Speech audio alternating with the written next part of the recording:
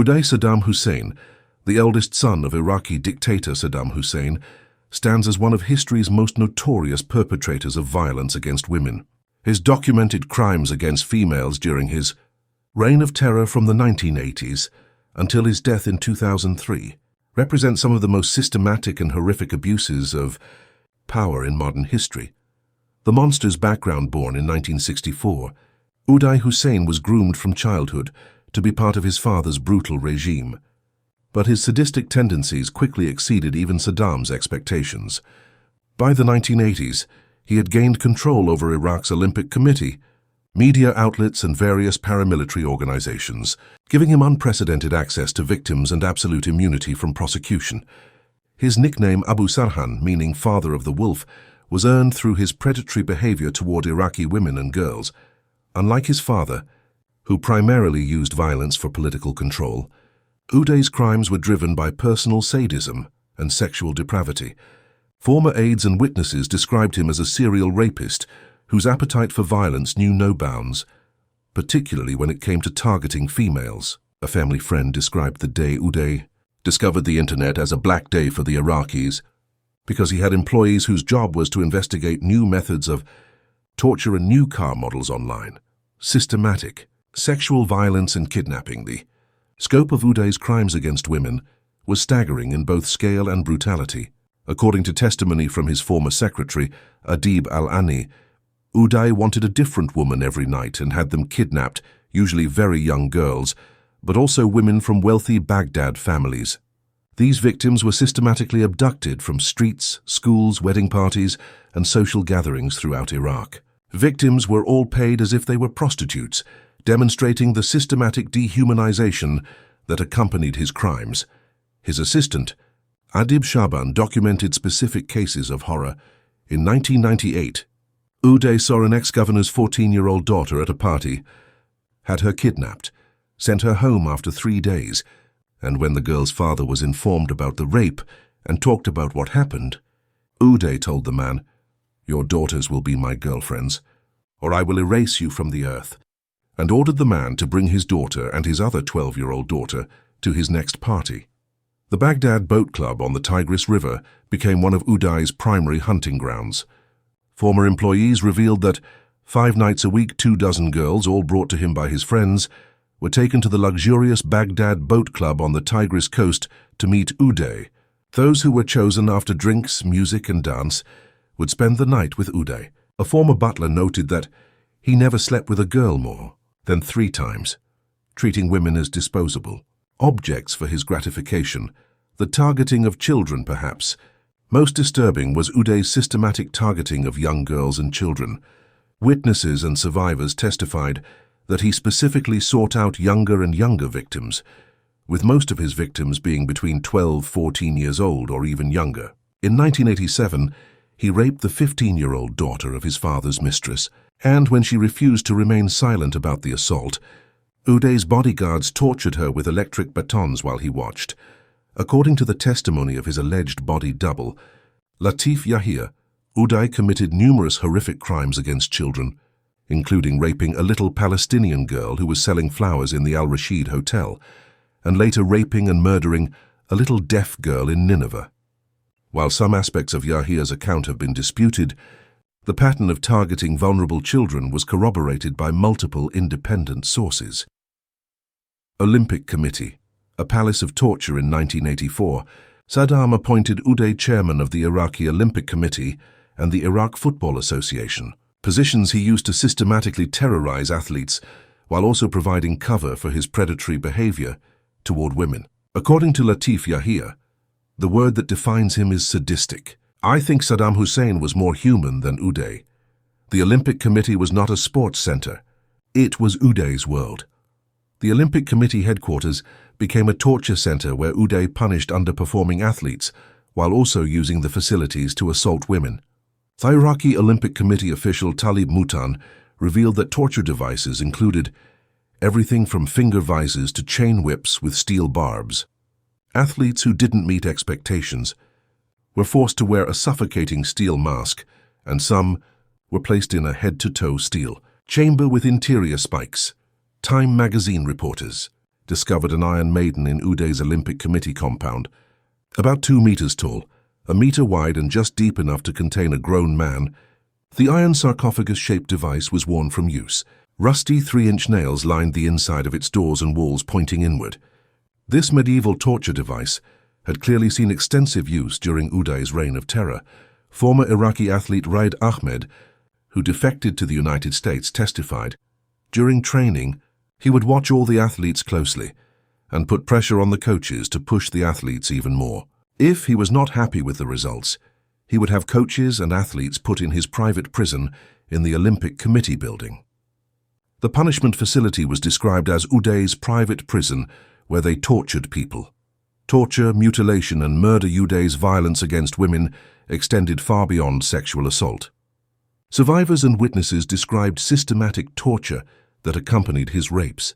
In several documented cases, after sexually assaulting women, he would have them branded on the buttocks with a horseshoe, creating a permanent scar in the shape of a U for Uday.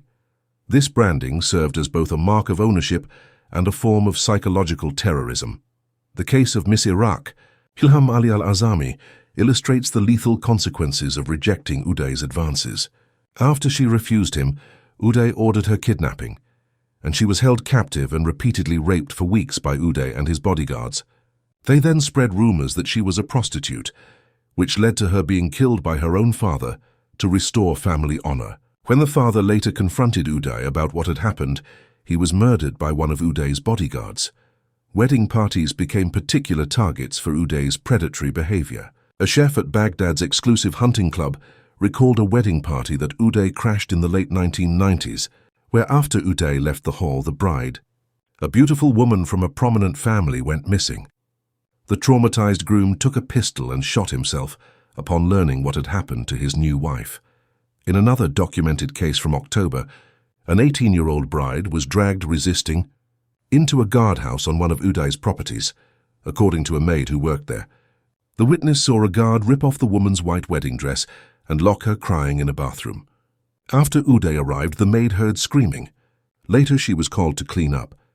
The body of the woman was carried out in a military blanket. The victim had acid burns on her left shoulder and the left side of her face, and the maid found bloodstains on Uday's mattress and clumps of black hair and peeled flesh in the bedroom. Instruments of terror and psychological warfare. Uday's properties contained specific torture devices designed for terrorizing women.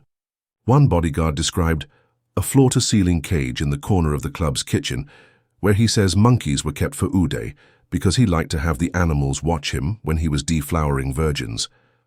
This psychological warfare was designed to maximize the trauma experienced by his victims. The boat club's kitchen contained a monkey named Louisa, and if one of Uday's friends fell asleep at parties because of alcohol, he would put them in the same cage with the drunk monkey. This bizarre cruelty extended to his systematic dehumanization of victims, treating them as entertainment for both himself and his animal companions.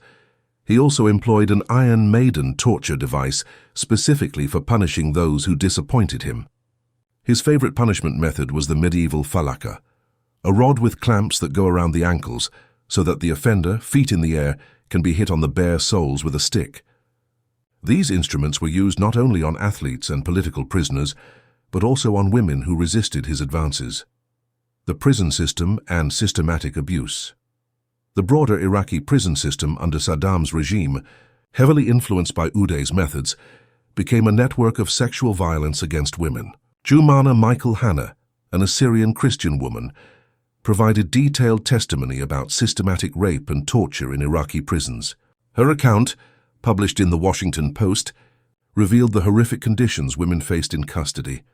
Hanna described being taken to a lower level, where she was tied, spread-eagled to a bed, and repeatedly raped over 4 days. She testified, "They raped me twice that first day. I don't know the persons. 2 of them. I couldn't see them. They kept raping for 4 days as well as I can remember. They took my honor." The systematic nature of prison abuse extended beyond individual cases. According to Hanna's testimony, one preferred form of torture was to order the women to strip, then tie them to the tree trunk and smear wet sugar on them, so the dogs would terrorize them as they licked it off their bodies. Prison officials kept 3 sticks on a wall hanging under the names Jesus, the Prophet Muhammad and Imam Ali, and whichever holy man a prisoner called out for determined which stick they were beaten with. The Abu Ghraib connection Abu Ghraib prison, 20 miles west of Baghdad, was already one of the world's most notorious prisons, with torture, weekly executions, and vile living conditions under Saddam's regime. The prison became particularly associated with the systematic abuse of women prisoners. Women detained there claimed that soldiers beat, humiliated, and threatened them with rape, and were held in prolonged solitary confinement. The torture methods pioneered during Uday's reign continued to influence Iraqi prison practices even after the regime's fall.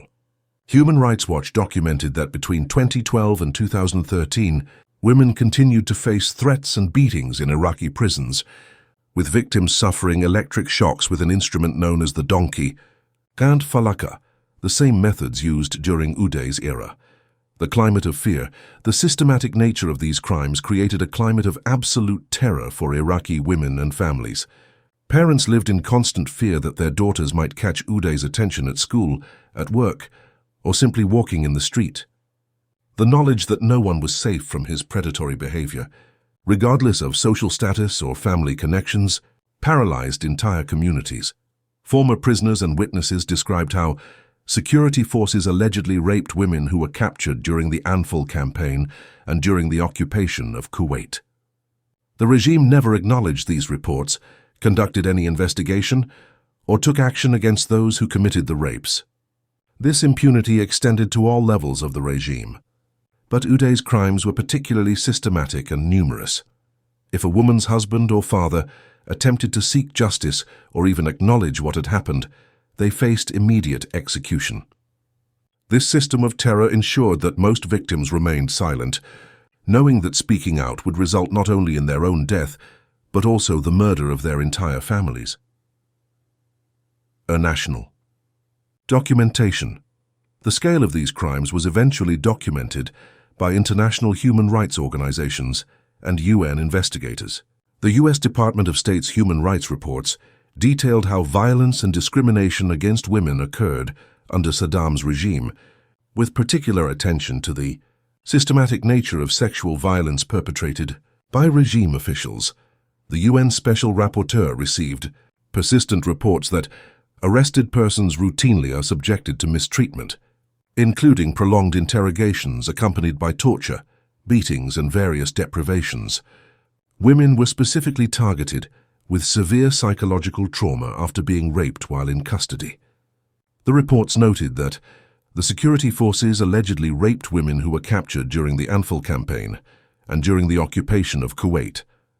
The Global Justice Center, working with Harvard law students, began compiling comprehensive documentation of women tortured during Saddam's regime, gathering testimonies that revealed the systematic nature of sexual violence as a tool of political control.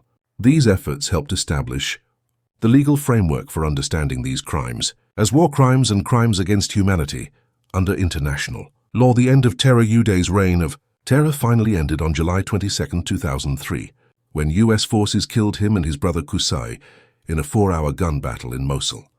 The Pentagon confirmed their deaths, with officials stating that the brothers were responsible for countless atrocities. Both brothers suffered as many as 20 bullet wounds each and met a bloody end, seemingly unwilling to go quietly. The death of Uday Hussein marked the end of one of the most systematic campaigns of sexual violence against women in modern history. President Bush stated at the time, "Now more than ever, Iraqis can know that the former regime is gone and will not be coming back." For Iraqi women who had lived under the constant threat of Uday's predatory behavior, his death represented liberation from a nightmare that had lasted over 2 decades. ESPN reported that as former Iraqi Olympic chief, Uday had allegedly oversaw the torture of athletes who failed to perform, while simultaneously using his position to access female victims. His control over Iraq's propaganda machinery had also helped suppress reports of his crimes until after the regime's fall. Legacy and justice. The crimes committed by Uday Hussein against Iraqi women represent one of the most comprehensive documented cases of systematic sexual violence by a government official in the 20th century. His actions went far beyond individual acts of violence to constitute a deliberate campaign of terror designed to subjugate and terrorize the Iraqi population, particularly women and girls. The testimonies of survivors, witnesses, and former regime officials provide overwhelming evidence of crimes that would be classified under international law as crimes against humanity and war crimes. The systematic nature of these crimes, their scale, and their integration into the broader apparatus of state terror make them unique in their horror and scope. While Uday Hussein escaped justice through death in battle, the documentation of his crimes serves as a crucial historical record. These testimonies ensure that the voices of his victims are preserved and that the world remembers the true cost of unchecked power and systematic impunity. The courage of those who survived and later testified has provided invaluable evidence of crimes that might otherwise have remained hidden in the shadows of Iraq's brutal dictatorship. Today, as Iraq continues to rebuild and heal from decades of dictatorship and conflict, the memory of Uday Hussein's crimes serves as a stark reminder of the importance of protecting human rights, particularly the rights of women and children, who are often the most vulnerable to abuse by those in power.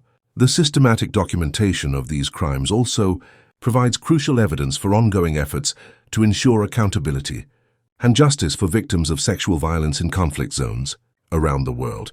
The horror of Uday Hussein's crimes against women stands as one of history's darkest chapters, demonstrating how absolute power combined with sadistic personality disorders can create systematic campaigns of sexual terror that traumatize entire populations for generations.